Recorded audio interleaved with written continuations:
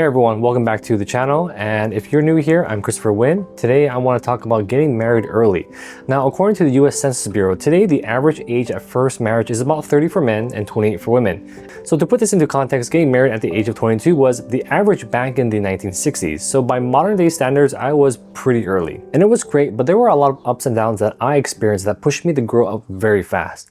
So today I want to share 5 things I learned getting married early that matured me as a partner in marriage. First off, number 1 is marriage and love are 2 very different things. Yes, love is normally the precursor to getting married, though not always, because they entail very different sets of actions, behaviors, and expectations that are unfortunately mixed up with how romanticized they are in film, books, media, society in general. We're fed a fantasy of how life plays out so spectacularly when we get married. Bliss, hugs, kisses, behind a beautiful background in nature, those classic Disney type of moments. But that is 100% not what marriage is all about. That's not to say marriage is spectacular. It can be, but it's more than just a promise to stay committed to one person. It's more akin to a business agreement, which doesn't really sound sexy or romantic at all, but it really is in a sense a social contract declaring partnership where through mutual understanding, you and I are going to figure out the world, our lives together, because the world can be a very unfair and unforgiving place, but I have your back and I expect you to have mine, and if I need help, I'll ask you, and likewise you can ask me. So when we marry, we will take our once separate lives and merge them together. And in this combined life, you and I will have a role, responsibilities, and expectations between each other that I can rely on you on, and vice versa. Marriage is also the act of level setting clearly defined lines, deal breakers, expectations, and goals that I perhaps expect from you and you of me. Perhaps you and I, we want to have a certain lifestyle, success, financial success, or certain kind of dream, expectation, and whether we reach that goal or not, whether we achieve it or not, we don't know, but we expect from each other to make the utmost effort to be the person that we need to be to reach that goal. Whether it be personally, professionally, we are making the effort together to strive to reach that goal. And I can expect you to make that, and likewise you can expect me to make that. And if for whatever reasons, if we don't meet our end of the expectations, then perhaps we will have to reset and determine, what we need to do going forward. Love, it's a feeling towards another that you care, you cherish, protect, attachment.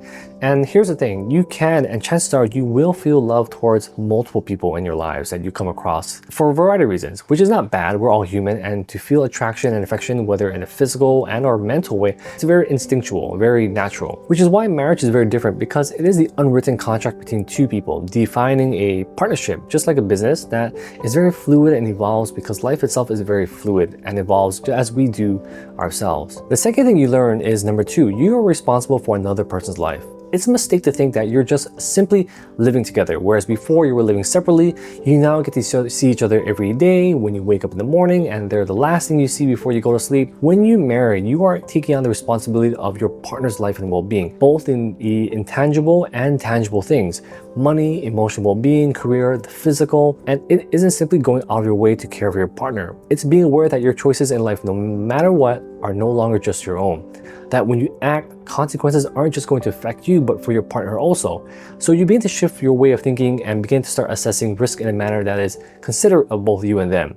Your measurement of risk changes also, whereas things you would have thought were safe or where you were accepting of risk, you're now no longer willing to take on that risk because of the potential downside. For you, you would be fine, but for now, with someone else in the picture, you're now not so sure about that anymore. Number 3, the importance of opportunity cost. Now, if you marry early, chances are you aren't what we'd say established in life yet. I definitely wasn't. You're probably in the growth stage in your life in regards to things such as career and money, and you're likely wanting to aspire to reach certain heights in life because you want to provide for your family that you've now created for yourself. And because you understand that my actions may have consequences, not just for me, but for my partner also, you're just super focused and ambitious. You begin to see the world in terms of opportunity costs. That amongst a vast ocean of choices, you gradually begin to see and question and weighing how one choice benefits one way but sacrifices something else. And not just a cost right in front of you, but you're also thinking, 3, 4, 5, 10 steps ahead. What am I giving up?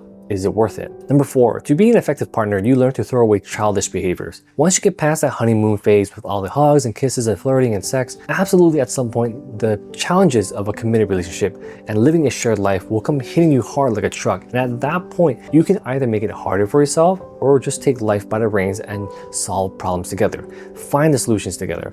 And what I really got effective at learning to give up was my childish behaviors. And we all have these behaviors that we know to be childish, but still do it. Gaslighting, the silent treatment, playing victim, passive aggressiveness. It's very human, but it is able to be overcome. When you have an argument, you can either scream and yell at each other for how long, how you're wrong, back and forth for hours, or you can say, look, I'm sorry how I came across. I want to understand what's going on, right? I understand that you're having a bad time, whatever it may be. Let's figure out. Do you want a hug? Do you want me to listen? Do you want a solution? I'm here, you're here, right? Let's just focus on what matters most. And number 5, you learn to live with the sacrifices. Probably the most important thing that I learned very quickly and I accepted in my life is that sacrifice will have to be made if you want to make something work out. Time, effort, luck, and sacrifice. You cannot get around it. It could impact your hobbies, your careers, aspirations, dreams, your friends, a bunch of other things that you once had all the flexibility to do whatever you want, whenever you want, but now no more. Now, this isn't to say that this is a bad thing, and I'm saying you will sacrifice everything, but if you want your marriage to work out, you will learn to figure out what your priorities are, what truly is important, and if you really want something to work out, you will inherently cut out the noise and really focus on what matters most. All right, everyone, that's all I have today. If you liked this video or found this to be helpful, please be sure to leave a thumbs up and subscribe for future conversations. Let me know in the comments below if you've married early in life and what did you learn and any advice did you share to the world. Until next time.